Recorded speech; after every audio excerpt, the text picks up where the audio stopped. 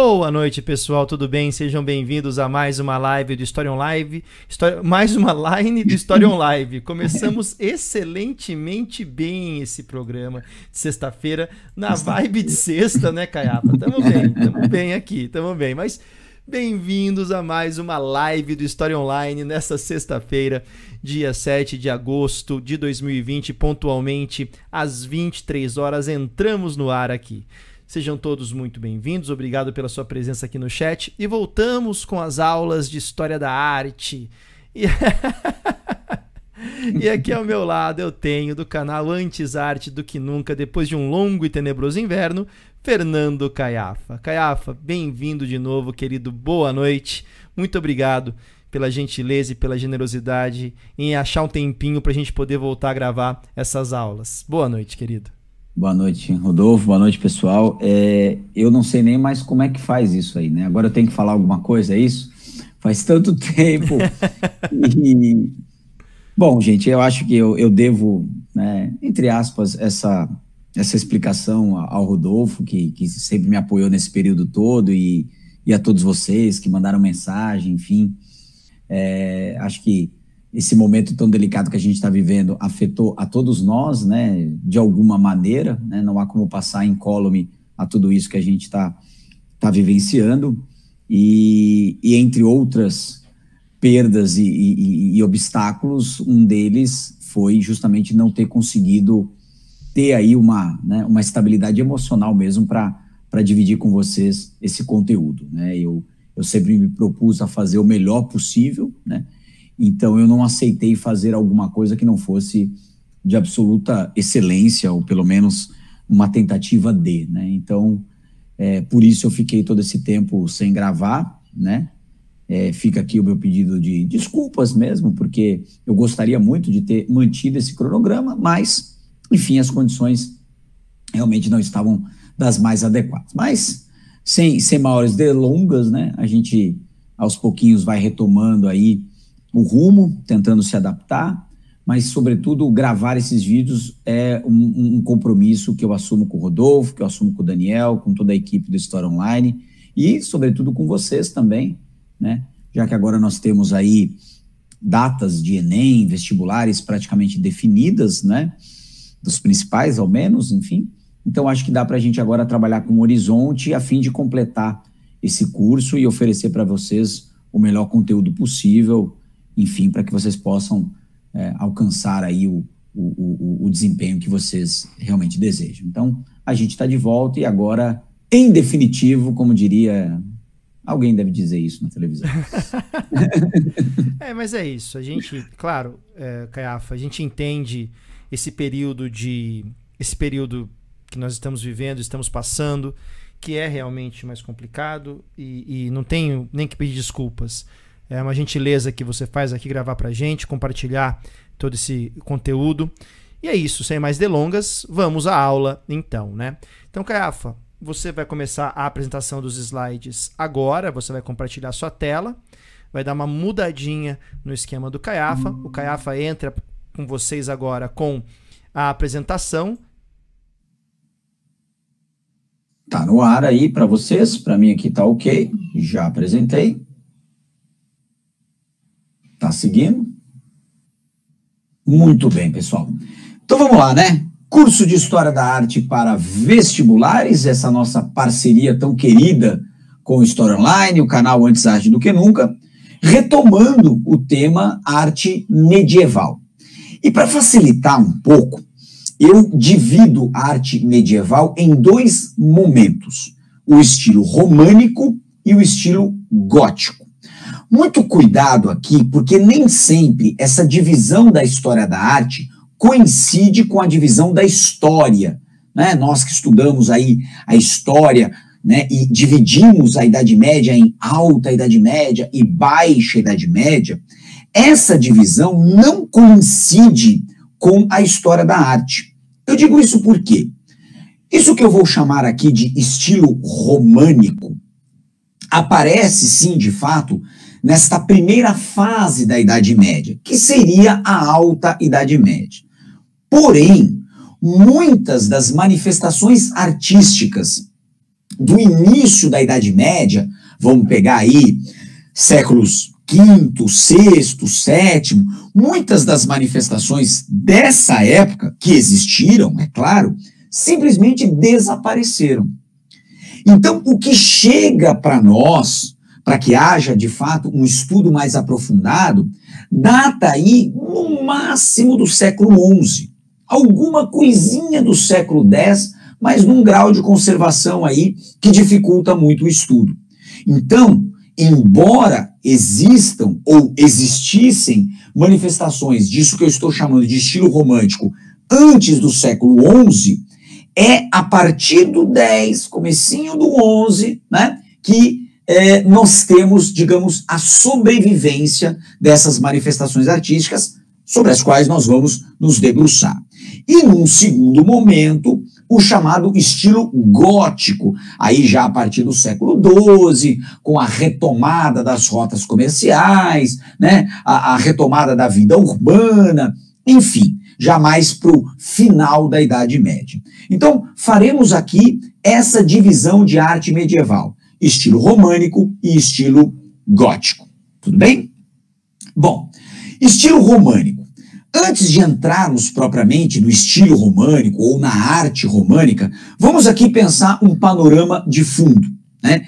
Esse fundo histórico é muito importante porque a formação deste mundo medieval, a alta Idade Média, como falamos na história, ele é marcado por um processo de fragmentação do Império Romano, ou seja, o momento das chamadas invasões germânicas, invasões bárbaras, o que causa efetivamente um cenário de muita instabilidade, para dizer o mínimo, de muita violência, de muita destruição. E evidentemente que pensando um cenário dessa natureza, há que se imaginar que não havia muito espaço para manifestações artísticas. Não havia muito espaço para a sobrevivência, por exemplo, de todo o legado artístico romano. Vale lembrar que esses povos bárbaros, assim chamados, que estão chegando à Europa, não eram cristãos. E grande parte das manifestações artísticas romanas já tinham aderido ao cristianismo. Ou se ainda estavam no paganismo, tudo isso não era respeitado, digamos assim, por essas tribos bárbaras. Então há um processo de destruição bastante acentuado do legado artístico romano. Arquitetura, escultura, pintura, né? Só para ficar nesses três exemplos. Porém, um desses povos ditos bárbaros, os francos, que vão se instalar na região da Gália, onde futuramente vai se constituir a França, os francos se tornam os primeiros bárbaros convertidos ao cristianismo. E aí você tem, de pano de fundo, uma das muitas obras que mostra a conversão de Clovis e, a partir daí, a adesão dos francos ao cristianismo. Não vamos aqui entrar em detalhes da história dos francos, mas a partir do reino dos francos é que vai surgir o grande Império Carolíngio, de Carlos Magno e assim por diante. E por que eu estou trazendo essa informação para vocês? Porque o reino dos francos, que tornar-se-á um império, é um reino cristão. Quando se torna um império, naturalmente, um império cristão de grande magnitude, de grande extensão. E aí o cristianismo torna-se a religião predominante, novamente. Porque até então o cristianismo está convivendo ali com as invasões bárbaras. E a partir dos francos, outros povos não cristãos também serão convertidos. Então o cristianismo, ele reassume, digamos assim, esse protagonismo. E por que eu estou falando tanto de cristianismo? Porque uma das características marcantes disso que a gente vai chamar de arte românica é o fato de ser uma arte religiosa. Então é muito importante nós já colarmos na arte romana esse aspecto. É uma arte essencialmente religiosa. Porém, muito cuidado aqui. Embora houvesse ali um certo predomínio dos francos com a construção do Império Carolíngio, se você olha para o mapa europeu dessa época, século IX, por exemplo, então 800 de alguma coisa, quando o Império Carolíngio está ali, né, nos seus, digamos, estertores, há uma variedade muito grande de povos que coexistem nessa Europa. Obviamente, não preciso nem lembrá-los que não existe ainda esse conceito de país, né, tal qual nós entendemos hoje. Então você tinha regiões dominadas por diferentes povos, onde aos pouquinhos vão surgir as monarquias nacionais. Ora, pensando assim, há que se imaginar que a Europa é um grande mosaico cultural. Embora você ainda tenha o cristianismo meio que permeando esses povos que gradativamente foram se convertendo, esse grande mosaico cultural, étnico, linguístico, ele vai, obviamente, afetar o quê? A produção artística. Então, é praticamente impossível pensarmos um estilo artístico comum a toda essa Europa fragmentada. Então, uma marca também da arte românica, além do seu aspecto religioso, é a variedade, é a diversidade. Então, não há uma tendência artística dominante neste período. Há uma variedade de estilos, embora todos esses estilos tenham um fio condutor, que é a religião, que é o cristianismo. Tudo bem? Então eu vou apresentar daqui a pouquinho para vocês algumas imagens para ilustrar a minha fala, e vocês vão perceber com muita tranquilidade essa variedade a qual eu estou me referindo. E mais uma vez, ainda que exista um fio comum, um fio condutor. Tudo bem? Bom, o termo românico, ele passou a ser usado somente no século XIX.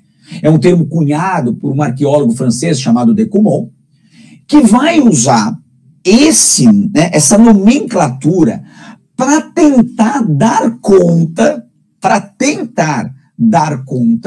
de um estilo europeu. Ou seja, cá entre nós, ele tenta forçar a barra. Ele tenta fazer aquilo que em arte é sempre muito difícil fazer, né? Colocar dentro da caixinha, né?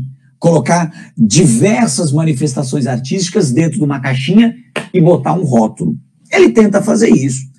De certo modo, digamos que deu certo, porque cá estamos nós usando o termo românico. Mas é muito importante nós notarmos de antemão que é um estilo que nos apresenta uma variedade de formas, que sofre influências que vêm de Roma, claro, que há um quê de romano na arte românica. Então a gente vai mostrar, por exemplo, os arcos, mas você também tem elementos bizantinos, elementos dos povos germânicos que foram trazidos para a Europa, elementos islâmicos. Há que se lembrar da expansão islâmica pela Europa no século VIII, a invasão da Península Ibérica durante tantos séculos. Então a arte românica, ela contempla elementos desses povos, dessas civilizações. Agora, por que o nome no século XIX? Olha que interessante. Porque no século XIX, na Europa, era moda, era muito comum a leitura de romances de cavalaria. Os romances, se a gente tentar aí uma tradução ao pé da letra, é uma novela. Uma história ficcional, mas que tangencia a realidade. Sabe aquela história que você diz, puxa, eu sei que é uma ficção, mas já aconteceu algo parecido comigo, né? Então, os romances, sobretudo os romances de cavalaria, estavam muito na moda no século XIX. Temos aí, né, as aulas do Da Mata, né, de literatura, para quem acompanha o canal, né, do romantismo, enfim. O fato é que esse tipo de leitura influenciava muito ali a sociedade europeia no século XIX. E a palavra romance circulava na Europa com muita intensidade. E aí o Decumon, ele vai olhar para esses romances de cavalaria, e olha o nome, de cavalaria, que muitos deles vão se passar onde? Na Idade Média. O pano de fundo é a Idade Média. Então, os romances de cavalaria tinham a temática medieval. Então, o Decumon, o que ele faz? Ele vai usar a palavra romance para tentar cunhar o estilo artístico daquela época medieval. É daí que nasce a palavra românica, daí que nasce a arte românica. É verdade que também havia ali um dialeto derivado do latim, que se misturava a alguns dialetos germânicos, que também era chamado de românico. Mas essa maneira de pensar a nomenclatura e como ela foi construída, também eu acho bastante interessante. Bom, mas vamos à arte românica propriamente dita. Então, como eu disse anteriormente, ela é uma arte essencialmente religiosa, ela é uma arte essencialmente sacra, ou seja, sagrada, e que tem na arquitetura a sua principal manifestação. Ou seja, a arte romana tem como principal expressão a arquitetura. E aqui é muito interessante o seguinte: alguns autores, ao se referirem à arte românica, preferem utilizar o termo arte monástica. E por quê? Porque muitas das manifestações artísticas que a gente vai estudar, elas se apresentam onde? Nos mosteiros. A abadia, já que temos aí uma para observar, é uma igreja que se localiza dentro de um mosteiro. É uma igreja que está sob os cuidados do abade. Então, uma igreja dentro de um mosteiro é uma abadia, tá bom? Mas isso é só um detalhe. Bom, então você pode se referir à arte românica como tal ou como arte monástica. E aí não tem como esquecer que é, por excelência, uma arte religiosa. Bom, a arte românica, ela vai se manifestar, então, dentro desses espaços. Espaços que são, em geral, lugares seguros, lugares onde se busca a proteção. É preciso sempre ter em mente que estamos no momento de invasões bárbaras, estamos no momento de guerras, estamos no momento de desmoronar do Império Romano, e isso vai até meados ali do século X e do século XI. Então, essas construções, elas são essencialmente pensadas, estruturadas para serem lugares que ofereçam proteção. Muitas vezes, ao observar igrejas, como essa monumental igreja da Abadia de Cluny, um dos grandes centros da Reforma Católica, pensada ali no auge da Idade Média, não a Reforma Protestante, cuidado, mas reformas que foram pensadas no seio da própria Igreja Católica, a partir da Abadia de Cluny, na França, mas não vamos entrar nisso agora. Mas vejam que, muitas vezes, um olhar mais rápido, olha, mas isso é um castelo ou é uma igreja? Porque as igrejas, elas tinham que cumprir este papel, o papel de proteção. Então a gente vai ver daqui a pouquinho como essa preocupação com a segurança se apresenta nessas igrejas, tá? E aqui algumas nomenclaturas que podem aparecer, né? Igrejas, abadias, catedrais. No caso das catedrais, elas têm a ver com a sede de bispados, né? Então a cátedra de um bispado é uma catedral. Não necessariamente tem a ver com o tamanho, tá? Não há aí, digamos, um rigor, uma precisão para separar o que é igreja, o que é abadia, o que é catedral. Não se preocupem muito com isso. Mas, como eu estava dizendo, muitas dessas igrejas se parecem muito mais com castelos, com palácios militares, do que igrejas propriamente. Sim, há castelos em estilo românico, há palácios em estilo românicos, mas o marco arquitetônico é igreja. Tudo bem? Em geral, em locais de difícil acesso, locais isolados, alto de colinas. Por quê? Porque oferecem naturalmente uma proteção. Uma outra coisa muito interessante, a horizontalidade. Mais tarde, quando nós falarmos de arte gótica, nós vamos perceber exatamente o contrário, né? A característica da arte gótica é a verticalidade. A da arte românica é a horizontalidade. E isso faz todo sentido quando a gente se lembra de que eram locais protegidos. Então não faz muito sentido edifícios muito altos que se tornam uma referência para o inimigo. Até porque também não havia muitos recursos disponíveis para grandes construções. Então a horizontalidade é um marco dessas igrejas. E outra coisa que chama muito a nossa atenção é o formato dessas igrejas. Em geral, todas elas possuem o formato de cruz latina. Vejam aí a Abadia de Santa Maria, onde claramente a gente consegue perceber esse formato em cruz latina. Isso é uma marca da arte românica. Observem já nessa abadia que as torres não são muito altas, então a questão da verticalidade, tá? Vejam, não há muitas janelas, não há muitas aberturas. Por quê? Porque há uma grande preocupação com a proteção.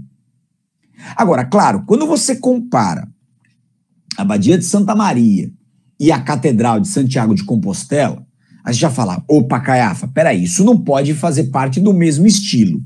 Ora, lembrem-se, que eu comentei no comecinho, que por conta desta fragmentação política, dessa diversidade étnica, cultural, até mesmo religiosa, lembra que há a presença dos muçulmanos na Europa, é de se supor que existam influências diversas na produção artística. Então é muito difícil encontrar um padrão da arte românica, a não ser o padrão religioso, olha o formato de cruz latina. Mas é claro que essa Catedral de Santiago já nos apresenta, por exemplo, muito mais janelas, torres um pouco mais elevadas, né? E uma característica interessante da arte românica que se apresenta é a assimetria. Então você tem ali, claro, uma certa harmonia nos formatos, mas não há, em algumas catedrais, de novo, não é um padrão, não há aquela absoluta homogeneidade, por exemplo, da fachada. Então isso pode aparecer também em algumas catedrais. Nessa, particularmente, eu queria destacar a questão da peregrinação. A peregrinação, ela sempre fez parte de, digamos assim, um ideal de comportamento do fiel. A peregrinação é quase como um sacrifício que o fiel, em algum momento, tem que fazer. Em geral, essas peregrinações ocorriam para que os fiéis pudessem acessar locais que geralmente guardavam relíquias sagradas. Então, partes do manto que cobriu o corpo de Cristo, os pregos da cruz, lasquinhas de madeira, enfim, uma infinidade de objetos sagrados que eram guardados no interior dessas igrejas e dessas catedrais. Então, peregrinar até essas igrejas, esses lugares, era uma ação desejável ao fiel. Por quê? Porque o ato de peregrinar é um ato transformador. Então, quando você passa ali um tempo caminhando, refletindo, né, em busca de algo maior. Então, dentro desta, digamos, ideia de cristianismo, a transformação do indivíduo se dá através da peregrinação. A transformação que advém desse esforço de peregrinar. O problema é que fazer peregrinações nessa época da Europa era um tanto quanto perigoso. Você tinha lá as invasões, as guerras, etc. Então as igrejas românicas, elas tentam reproduzir o ambiente de peregrinação dentro delas. Então, de modo que o fiel, observem a cruz latina, o fiel adentra esse espaço e ele vai, né, peregrinando pela nave central até chegar ao transepto, e aí ele vira para uma das naves laterais, né, onde geralmente há um altar, depois ele retorna para a nave central, e aí ele deambula o altar principal. O que é o deambular? É o peregrinar, é o percorrer, onde ele vai observando imagens, ele vai observando o altar central, né? E aquilo vai produzindo, né, no indivíduo essa transformação, essa quase catarse religiosa. Então essa região, né, é o deambulatório, né, onde ele vai deambular, onde ele vai peregrinar, contornando aí a abside, né, que é entre aspas, a cabeça da cruz, né? Depois ele vai para outra nave lateral e depois termina o seu movimento na nave central. Então a peregrinação, as procissões, elas têm muito a ver com essa ideia da peregrinação, de atravessar, né? Atravessar o campo, atravessar uma tormenta, atravessar uma dificuldade, né? E é interessante porque o próprio cristianismo sempre valorizou muito isso, né? O indivíduo que se desloca é o indivíduo que espalha a palavra, né? Que prega, né? Mas que também se transforma com esses deslocamentos. Se transforma para quê? Se transforma para alcançar a graça divina. Mas claro que isso tudo tem que ser feito dentro de uma liturgia, dentro de um movimento previsto, né? Não, então eu sei que eu vou caminhar em direção a Deus. Você reproduz isso dentro deste marco arquitetônico. Como diz Santo Agostinho, a passagem do não ser para o ser. Você se transforma ao longo da vida para buscar a sua salvação. Então é possível reproduzir essa ideia da peregrinação no interior dessas igrejas. Aqui vocês veem, além da planta, o deambulatório. Então imagine os fiéis passando ali por trás do altar principal, por trás daquelas colunas, né? Nesse movimento de transformação.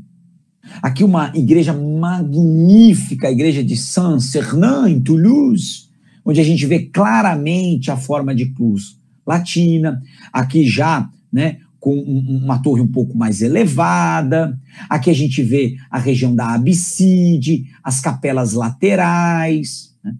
Mas reparem, né, a nave principal, as naves laterais aqui também, mas reparem que há elementos que são notadamente românicos, como por exemplo esse telhado de duas águas, que em geral eram telhados de madeira, e isso naturalmente é um problema, né? Como diz aquele grande, né, escritor italiano, Umberto Eco, né? Na Idade Média tudo arde, na Idade Média tudo acaba em fogo, né? Numa das suas obras mais famosas, O Nome da Rosa, e depois o próprio filme, né? A cena final é, né, o arder, né, daquele mosteiro, né? Que é nitidamente um mosteiro românico, por conta dessa estrutura de madeira que era usada para cobrir esses espaços, né? Então aqui mais algumas imagens onde é ainda mais fácil a gente perceber essa característica do românico, né? De parecerem muito mais fortificações do que propriamente igrejas, pequenas janelas, geralmente uma única entrada, né? A gente observa o arco, que é o arco romano, gente. Esse arco é o arco romano, esse arco de semicircunferência. Reparem que a fachada é muito simples, claro, não só pela falta de recursos, mas porque também o mundo lá fora é perigoso. Então, não se quer atrair aí ladrões, saqueadores. Então, uma fachada mais simples, né? Aqui, olha só que interessante essa ilustração, onde a gente consegue perceber bem essa ideia de uma nave central, das naves laterais, o arco, a abside, né? Aqui a gente está vendo nessa outra fotografia claramente a abside, que é circular. Para quê? Para que você tenha a possibilidade de deambular, né? Deambular. E aqui, do ponto de vista um pouco mais técnico, eu chamo a atenção para o princípio da integralidade construtiva. A integralidade construtiva pressupõe o edifício como um único bloco, mais compacto, né? Mais integral. E isso tem a ver, sim, com um desejo de proteção, tá? Algumas igrejas românicas, começam a adotar a pedra para cobrir esses espaços. O uso da pedra, claro que ele trará muitos desafios por conta do peso e coisa e tal, mas ele resolvia em parte, o uso da pedra resolvia em parte a questão dos telhados de madeira que sempre ardiam, que sempre queimavam. Então é possível encontrar algumas igrejas românicas abobadadas e nessas abóbadas o uso da pedra, mas não é a regra às construções. Reparem aqui mais algumas, né? Olha, as torres mais baixas, a parte externa muito mais simples, poucas aberturas, né? Aqui nós temos a igreja de Santo Ambrósio, em Milão, que é um dos exemplos mais bem acabados e preservados de arte românica, mas que a gente identifica logo os elementos, olha lá, torres baixas, telhado de 2 águas, o arco romano, né, o arco de plena cintra. O que chama muito a atenção dessa igreja de Santo Ambrósio é o interior dela. O interior repleto aí de pinturas, né? Pinturas que a gente vai tratar provavelmente num outro momento, porque demandaria um pouco mais de tempo, né? Hoje a gente está mais focado na arquitetura. Repare então como esses arcos, eles cruzam, né, este dossel, que já é um dossel mais arredondado, mais abobadado, mas ainda assim, dentro do princípio da integralidade construtiva. Onde é que está a integralidade, Caiafa? Olha só, a coluna, ela praticamente não é visível. As colunas principais que sustentam o edifício, elas estão integradas à parede. Nós vamos estudar mais à frente que no gótico essas colunas estão expostas, elas estão mais abertas, mais visíveis, descarnalizadas. Bem interessante, né? Aí, ó, o princípio da integralidade construtiva. Vejam, você tem uma abóbada de pedra, mas por vezes você tem uma cobertura de madeira sobre a abóbada de pedra. Percebe? E isso muitas vezes ardia e fazia todo o edifício desmoronar. Aqui é a igreja de São Zenão, e essa igreja de São Zenão ela é muito interessante porque ela já nos apresenta uma das características mais icônicas da futura arte gótica, que é a presença da rosácea. Vejam, como eu falei lá no comecinho da nossa aula, não busque um padrão de repetição em todos os edifícios ditos românicos. Esse é um exemplo. Ah, mas é uma igreja românica? É uma igreja românica. Veja, você tem uma única entrada, você tem o telhado de 2 águas, você tem a nave central, as naves laterais, poucas janelas, embora você tenha essa bela rosácea já se destacando, né? Ao fundo a gente vê o campanário. Olha que interessante, o campanário é a torre que sustenta o sino. Mas veja como ele está deslocado do restante do edifício. Isso também é uma característica do românico. Nem sempre o campanário, a torre, está integrada ao edifício arquitetônico. A gente vai ver um grande exemplo daqui a pouquinho, muito famoso, né? O pórtico de entrada dessa igreja em particular, que é maravilhoso, é aquela ideia da chegada ao paraíso, né? O pórtico triunfal. O mundo lá fora é mau, o mundo lá fora é o pecado, o mundo lá fora é a guerra, mas venha para o interior da igreja.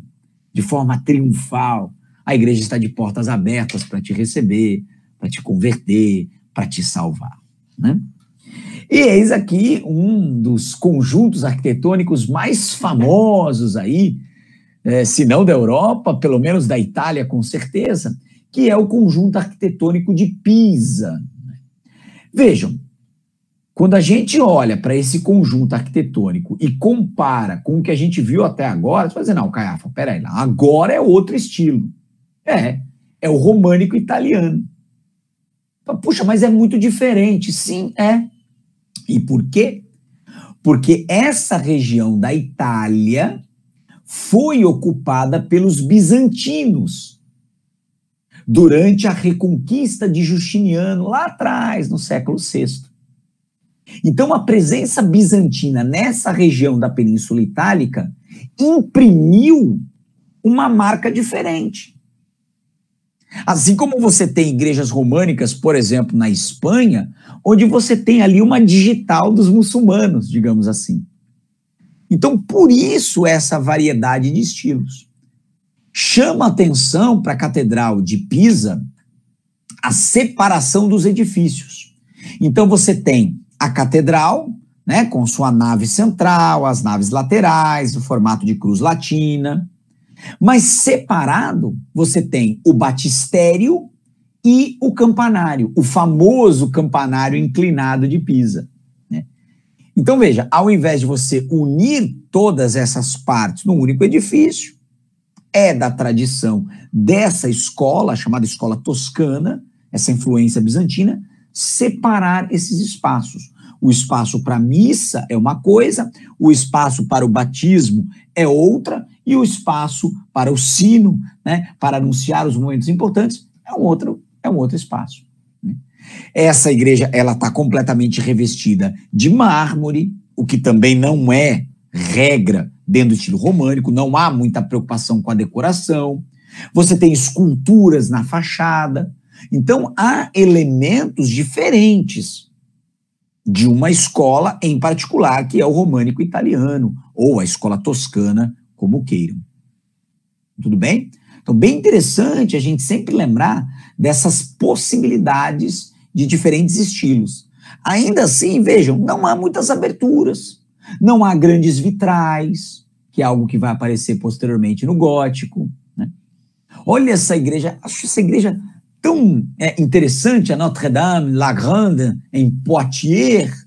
Vejam, pequenas torres, portas cegas, ou seja, já há a sugestão de 3 entradas, da tríade, né, da Santíssima Trindade e tal, mas são portas cegas, que só sugerem a entrada. Vejam os arcos decorados, a fachada. É muito interessante porque no românico as esculturas estão integradas ao marco arquitetônico. Elas não se tornaram ainda, digamos assim, independentes. As esculturas são feitas, em geral, com o mesmo material do prédio, né? Integradas ao edifício arquitetônico. Né? Em geral, as decorações são abstratas e tem uma explicação para isso. A decoração abstrata é um convite à transcendência. É quase um convite à catarse, né? Porque você não fica tentando, digamos assim, ler a imagem. Você se deixa arrebatar pela imagem. E quando ela é abstrata, ela está aberta a muitas interpretações. Então a fé, ela se potencializa. Pelo menos era essa a intenção. E aqui nós temos a mandorla. A mandorla, ela está no lugar onde geralmente, de novo, na arte gótica, aparece a rosácea. A mandorla é uma espécie de destaque que se dá geralmente à figura de Cristo. O Cristo emoldurado, às vezes com a Virgem Maria, às vezes apenas o Cristo. Então, mandorla costuma ser uma marca identitária também da arte românica. E aqui, olhando um pouquinho mais de perto, esta belíssima fachada da Notre-Dame-la-Grande, com essas esculturas integradas. Veja que há motivos abstratos aí, mas também já é possível identificar algumas figuras. É realmente um trabalho magnífico, eu insisto nisso. São esculturas feitas com a mesma pedra que compõe o edifício. Não são esculturas colocadas aí depois. Faça-se o nicho, depois se coloca a escultura. Não! Elas são produzidas ao mesmo tempo que o edifício. Então, é de uma sofisticação arquitetônica, é de um cuidado, de um cuidado arquitetônico absolutamente formidável. Mas, para não me estender muito nessa primeira aula, eu vou aqui deixar para falar de escultura, para falar de pintura e de outras manifestações românicas no nosso próximo vídeo. Vamos dividir essa nossa conversa de arte românica em 2 partes. Maravilha! Então, vou deixar aqui esse gostinho, né, de quero mais para vocês e convidá-los aí para um próximo momento para a gente continuar. E agora, de novo, em definitivo, sem parar, sem freio, como o trem das 11, daqui para o final do ano, ao infinito e além. Exato. Pessoal, esse horário que nós estamos fazendo hoje é um horário excepcional, um horário que o Caiafa tinha, né, disponível diante de todas essas questões que nós estamos enfrentando ainda no cenário da pandemia e tudo isso. Então, provavelmente, nós teremos outros horários aí. A gente vai fechar um horário fixo, mas é aquilo que a gente falou. Essas lives ficam gravadas e vocês têm acesso a elas a partir ali da playlist de História da Arte, como vocês bem conhecem, tá bom? Eu pedi para o pessoal deixar as dúvidas, Caiafa, para o momento em que você terminasse a apresentação. Então, por favor. Agora, se o pessoal quiser mandar alguma dúvida por aqui, o Caiafa responde. E aí, a live demora um pouquinho para processar e para ficar disponível na playlist, mas ela estará lá. A Marina Caldeira coloca aqui: Caiafa, eu fiquei confusa. Nós também sempre estamos confusos, Marina. Essa é uma característica nossa a todo momento. Você disse que não tem um padrão de repetição. Então, se tiver 2 das características que você mencionou, eu posso dizer que é arte românica? Marina, né? Marina, quando a gente tenta aplicar um raciocínio, digamos assim, das ciências exatas às ciências humanas, sobretudo a arte, a coisa começa a escapar um pouco, né?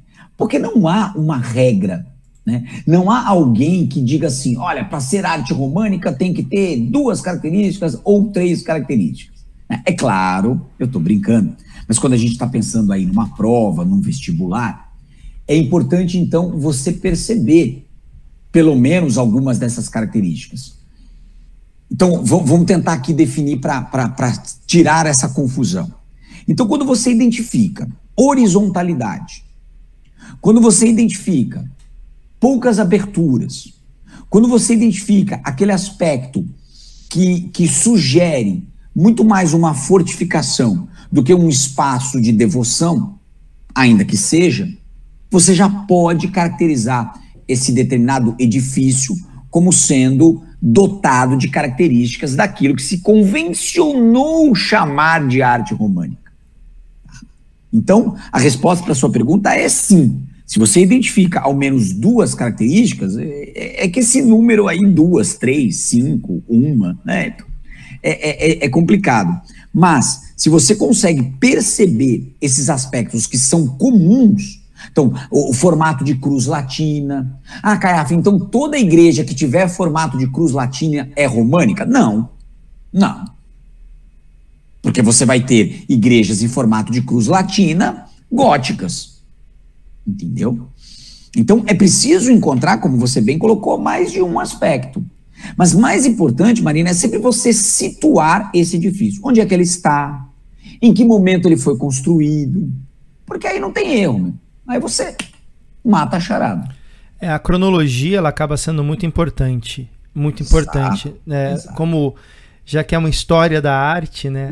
Então, o critério cronológico, e não só o cronológico da data, né? Como o Caiafa colocou, a cronologia e o contexto. O Mr. Edu coloca aqui também uma questão. São nessas catedrais que surgem os embriões das universidades? Sim. Nessas catedrais, geralmente dentro de mosteiros, onde você tinha toda uma preocupação com a preservação, digamos assim, do conhecimento, né? Então são muito famosas as bibliotecas. Na nossa próxima aula eu vou falar mais das iluminuras, eu vou falar mais da vida nos mosteiros.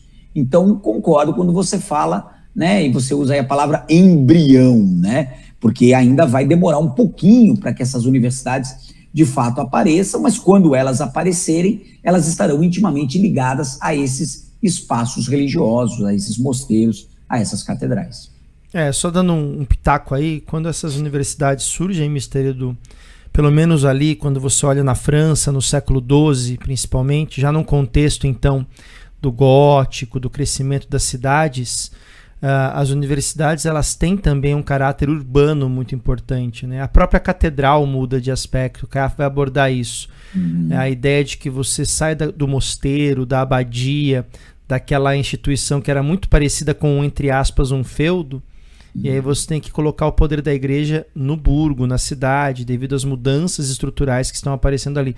Aí fica até a dica para servir de base, né, para a próxima aula do Caiafa. Dê uma passadinha na playlist de História Geral para conferir a aula de Baixa Idade Média, porque aí ela serve de contexto, né, Caiafa? Traz alguns elementos que podem ajudar no entendimento, né, dessa construção do que vai ser o gótico, enfim, a arte românica e depois o gótico, né? Pode ajudar um pouquinho, né? Claro, como o Rodolfo bem falou, né, gente? É uma história da arte. Então, a historicidade da manifestação artística, ela é parte constitutiva da própria manifestação artística, né? Então, não há como desvincular.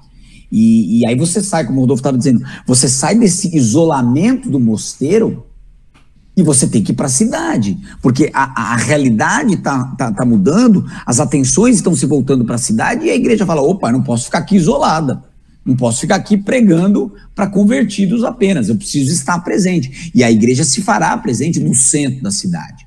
E aí muda completamente a concepção arquitetônica. A dimensão, né? Tudo isso. Dimensão, né? O Ibrahim Cardoso pergunta aqui, professor, sobre a construção, construtores e financiamentos. Dá para falar um pouquinho sobre isso?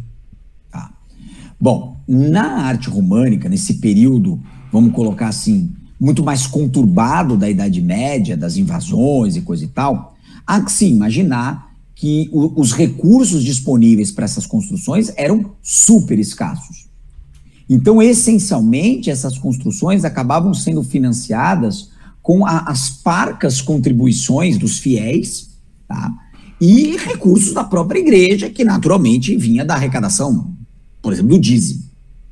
Acho que a sua pergunta está pensando mais o financiamento das igrejas góticas, porque aí haverá até, de certa forma, o Rodolfo, como professor de história, também pode até falar mais sobre isso, há toda uma rivalidade, por assim dizer, entre as cidades para atraírem fiéis, para conhecerem uma determinada catedral, que guardava uma determinada relíquia, porque isso vai se manter, porque de alguma forma aquele movimento de fiéis na cidade acabava movimentando o comércio também.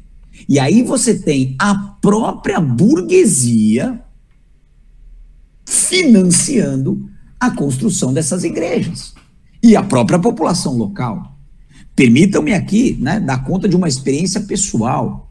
Eu cresci ouvindo a minha avó dizer, numa cidade do interior de Minas Gerais, que ela muito se orgulhava de ter doado o mármore que foi usado para construir a mesa do altar principal.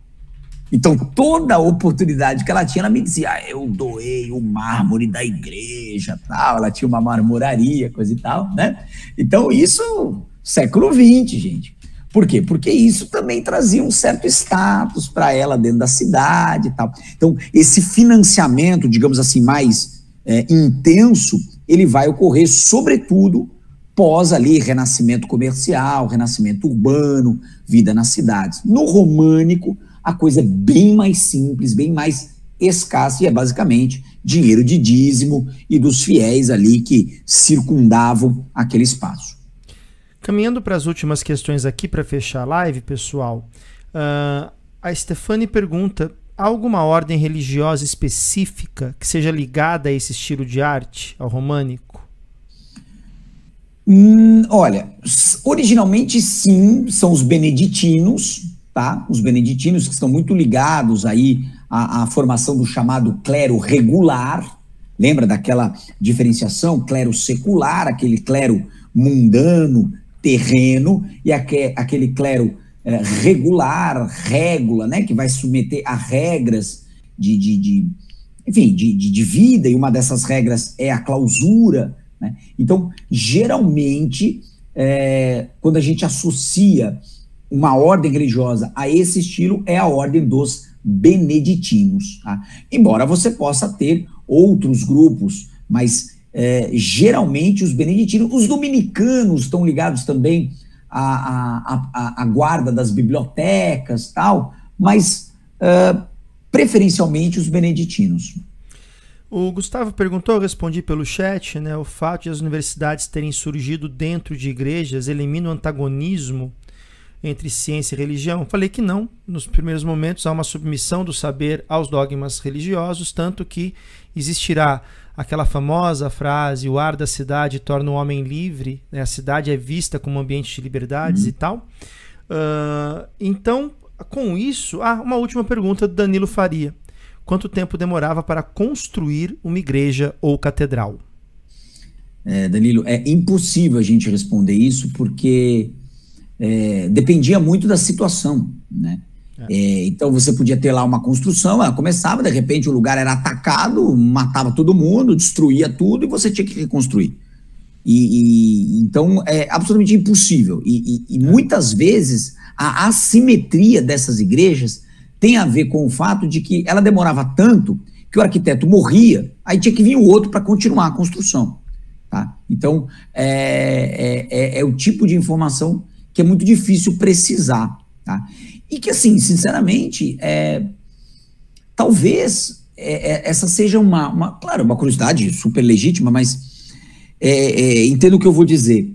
Às vezes, pode parecer que se uma construção demorou mais tempo, ela tem, sei lá, uma qualidade superior, então deu mais trabalho para fazer. Não necessariamente, porque a construção podia ficar parada um tempão, né? Exato. Então, ao total, ela demorou 200 anos. Tá, mas ficou parada 150.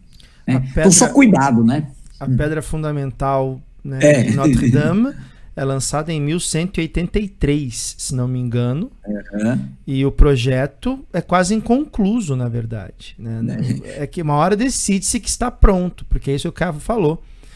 Então é muito difícil. E é bem legal isso que você colocou. Na Sagrada Família do Gaudí, né? Uma igreja que, né, teoricamente, nunca vai terminar, né? Dizem que era essa a ideia do Gaudí, né? Então é interessante. Nós temos uma noção de finitude muito ligada ao nosso contexto, que é um contexto do século XIX, XX, que não é uma noção de finitude que tem naquele tempo, né, Caiafa? O tempo é diferente, né? Mas isso fica também para um outro momento. Querido, queria agradecer demais a sua generosidade, a sua participação, a sua volta ao História Online. É um orgulho, uma honra para a gente poder contar contigo de novo. Mais uma vez eu reforço. Nós entendemos perfeitamente as dificuldades que estamos passando neste momento e, principalmente, vamos lá, para quem tem filho pequeno, a dinâmica é muito complicada, porque uma coisa é você ter, né, 17, 18, 20, 43 anos e lidar com isso, né? Mas, poxa, com crianças, tudo, a dinâmica é outra, Caiafa, a gente sabe disso. E eu queria falar para todo mundo que está aqui no chat que não é que o Caiafa abandonou, pelo contrário, toda semana o Caiafa falava comigo, cara, eu quero voltar a gravar. E tem que ser dito aqui uma coisa importante. Por várias vezes eu falei, não, você está com outras coisas para tomar conta agora, se chama família, não é hora de gravar. Tem prioridades nesse mundo. E família é a prioridade. Então, agora que as coisas estão um pouquinho mais, né, ajeitadas, né, Caiafa, a gente consegue encaixar esses horários. Então, agora voltam as gravações. Então, com certeza, semana que vem, vamos achar um outro horário, vamos fazer vai ser sempre live agora, tá, pessoal? Sempre com live. E aí depois a live fica salva e vai para playlist de História Geral. História Geral não, História da Arte. Eu tô acostumado a falar História Geral, que saiu História Geral. Caiafa, então eu deixo para você aí as considerações finais para a gente encerrar esse nosso bate-papo hoje. É isso, Rodolfo, eu agradeço demais o carinho, a atenção, o cuidado, né?